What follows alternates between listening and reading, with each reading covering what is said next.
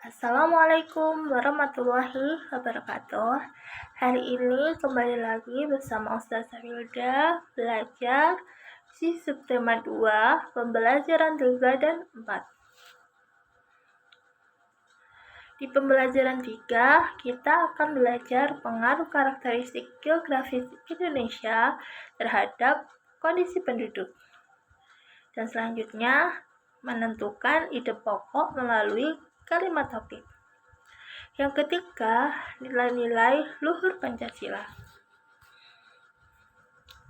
Pengaruh karakteristik geografis Indonesia terhadap kondisi penduduk, yaitu Indonesia dikenal sebagai negara kepulauan dan maritim.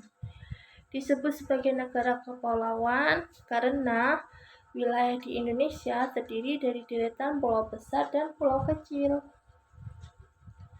yang membentang dari Sabang sampai Merauke. Kita lihat di gambar ini adalah dari Sabang dan menuju ke Merauke. Ada pulau-pulau besar, ini Pulau Sumatera, Pulau Kalimantan, Pulau Jawa, Pulau Sulawesi, dan Papua. Meskipun Pulau Jawa kecil, di Indonesia penduduknya yang paling padat yaitu berada di Pulau Jawa.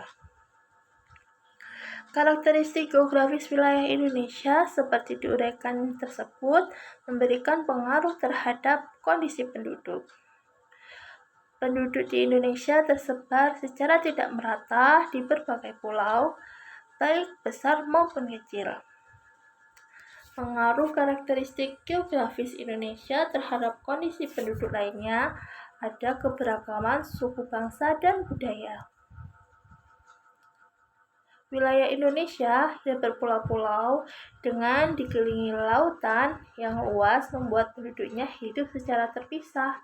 Bahkan ada beberapa pun yang letaknya terpencil sehingga menyulitkan untuk saling berhubungan dan menjalin komunikasi. Maka tidak heran jika setiap pulau di Indonesia memiliki suku bangsa dan budaya masing-masing. Bahkan tidak menutup kemungkinan dalam satu pulau terdapat lebih dari satu suku bangsa dan budaya.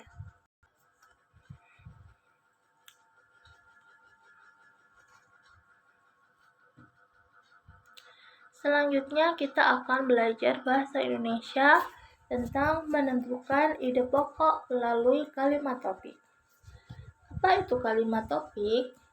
Kalimat topik merupakan kalimat yang mengungkapkan ide pokok mengenai topik yang akan dikembangkan dalam paragraf. Kalimat topik ini disebut juga sebagai kalimat kunci. Menemukan kalimat kunci dalam suatu bacaan juga membuat kita lebih mudah dan cepat dalam membaca. Berikut ciri-ciri kalimat topik atau kalimat kunci. Yang pertama, diletakkan pada awal paragraf atau akhir paragraf. Nah, ini bisa disebut dengan kalimat deduktif dan induktif. Yang kedua, suatu kalimat berisikan kalimat utama ditandai oleh kata-kata kunci. Yang ketiga, berisi suatu pernyataan yang akan dijelaskan lebih lanjut oleh kalimat penjelas. Jadi, yang pertama di kalimat awal dan bisa di kalimat akhir. Namun, akan dikembangkan di kalimat-kalimat selanjutnya sehingga dapat memperjelas apa itu kalimat topik. Selanjutnya, nilai-nilai luhur Pancasila. Pancasila merupakan dasar negara Indonesia. Nilai-nilai luhur yang terkandung dalam Pancasila tidak hanya sebagai dasar negara atau pandangan hidup bangsa dan perlu dihayati. Di dalam sila pertama Pancasila, kita belajar nilai luhur yang tercermin dalam sila pertama adalah 1. Memiliki kepercayaan masing-masing. Bahwa di Indonesia, setiap warga negara Indonesia memiliki iman dan takwa terhadap Tuhan Yang Maha Esa sesuai dengan agama yang diyakini serta kepercayaan masing-masing. Di Indonesia ada agama Islam, Buddha, Hindu, Konghucu, dan sebagainya. Yang kedua, kita belajar menciptakan kerukunan. Menciptakan kerukunan ini, kita hidup di antara sesama umat beragama dan kepercayaan terhadap Tuhan Yang Maha Esa dalam mengurangi dampak ketimpangan sosial di masyarakat. Sila kedua Pancasila. Sila kedua Pancasila yang berbunyi kemanusiaan yang adil dan beradab, kita dapat belajar di antaranya 1. Mempertahankan kedudukan setiap warga negara, yang berarti memberi pengakuan serta mempertahankan kedudukan setiap warga negara memiliki harkat maupun martabat yang sama sebagai makhluk ciptaan Tuhan Yang Maha Esa. Kita sebagai makhluk, kita kedudukannya sama dan kita memiliki hak yang sama untuk berwarga negara. Yang kedua, mengakui adanya persamaan derajat. Mengakui adanya persamaan derajat ini adanya persamaan hak dan kewajiban warga negara secara mendasar pada setiap warga negara tanpa membedakan suku, keturunan, agama, kepercayaan, jenis kelamin, kedudukan sosial, dan warna kulit yang bisa saja menjadi penyebab lunturnya Bhinneka Tunggal Ika. Nah, di dalam sila kedua ini, kita sebagai warga Indonesia, entah itu dari suku Jawa, dari suku Sumatera, Kalimantan, dan sebagainya, kita adalah saudara.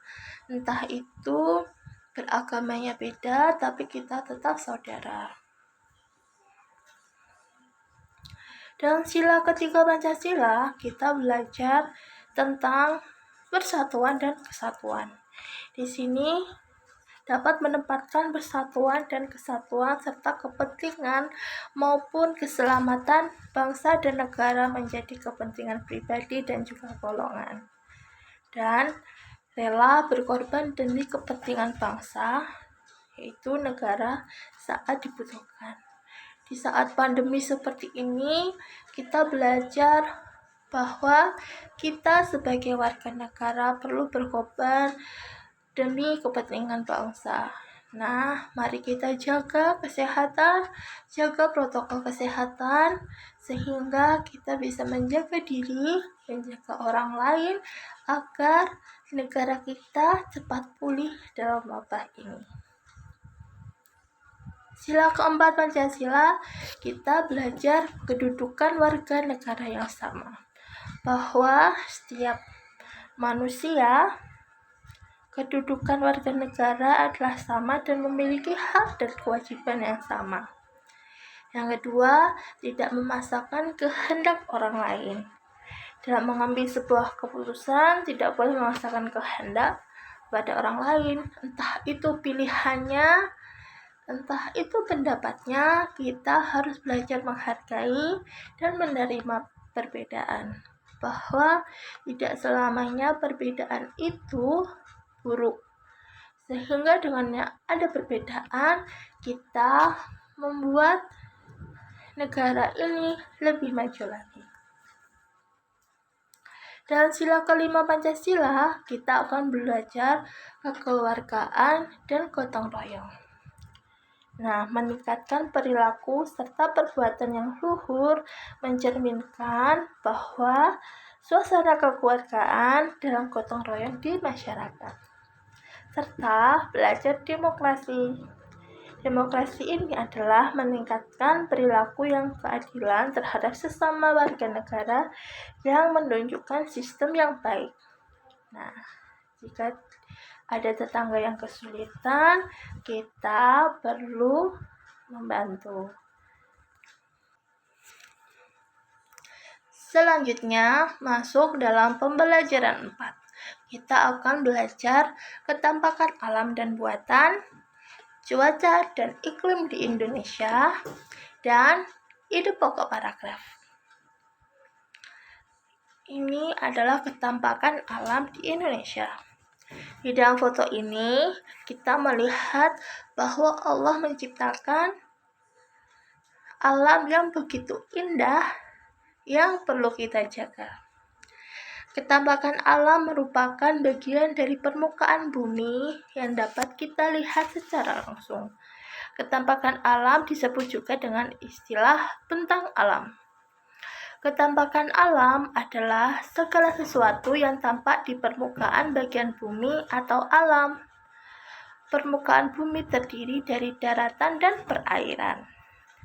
Dan ketampakan berupa daratan, misalnya daratan rendah, dataran tinggi, pegunungan, dan pantai. Adapun perairan berupa sungai, danau, selat, teluk, laut, dan samudra. Lalu ketampakan alam buatan, ini kita lihat ya, bahwa ketampakan buatan adalah daerah atau lingkungan baru yang sengaja dibuat untuk kepentingan tertentu. Kepentingan tersebut antara lain untuk kemakmuran, melindungi satwa dan tumbuhan, pembangunan sarana dan prasarana umum, serta tujuan wisata atau rekreasi. Kita lihat di sini ada foto pelabuhan, ada foto pantai, dan bentuk alam buatan. Selanjutnya, apa itu cuaca dan iklim di Indonesia? Cuaca adalah keadaan udara pada saat tertentu di wilayah tertentu yang relatif sempit dalam jangka waktu yang singkat. Sedangkan iklim adalah keadaan cuaca rata-rata dalam periode yang lama, minimal 30 tahun, dengan cakupan wilayah yang luas. Cuaca biasanya keadaan udara yaitu seperti pagi hari, siang hari, dan sore hari. Nah, itu yang dinamakan cuaca. Sedangkan iklim itu adalah suhu, tekanan udara, angin, awan, kelembapan, dan hujan. Secara umum, keadaan iklim di Indonesia dipengaruhi oleh 3 jenis iklim, yaitu ada iklim musim, iklim laut, dan iklim panas. Iklim musim dipengaruhi oleh angin yang berubah-ubah setiap periode waktu tertentu. Biasanya satu periode Indonesia adalah 6 bulan. Sedangkan iklim laut di Indonesia memiliki wilayah laut yang luas sehingga banyak menimbulkan penguapan dan akhirnya mengakibatkan terjadinya hujan. Dan iklim panas jadi karena Indonesia berada di daerah tropis sehingga suhu yang tinggi mengakibatkan penguapan yang tinggi dan berpotensi untuk terjadinya hujan. Nah, bahwa iklim biasanya contohnya adalah iklim tropis dan iklim laut. Yang sering terjadi di Indonesia adalah keadaan iklim biasanya panas dan biasanya hujan. Pada hari ini kita terjadi pada iklim panas sehingga suhu yang tinggi dan mengakibatkan penguapan. Yang terakhir adalah ide pokok paragraf. Kita sering belajar tentang ide pokok paragraf ya. Di awal-awal sudah dijelaskan apa itu ide pokok paragraf. Nah, Menemukan ide pokok paragraf menjadi keharusan bagi seorang pembaca agar dapat memahami isi dari teks bacaan. Menentukan ide pokok paragraf dari suatu paragraf dapat kita ketahui dengan mengenal jenis paragraf. Apa itu jenis paragraf? Jenis paragraf juga telah kita ketahui dan kita pelajari, yaitu adalah deduktif, induktif, dan campuran. Campuran itu adalah kalimat utamanya ada di awal dan ada di akhir. Nah, untuk pembelajaran hari ini sampai di sini. Terima kasih sudah menyimak. Sampaikan jika ada yang ditanyakan. Assalamualaikum warahmatullahi wabarakatuh.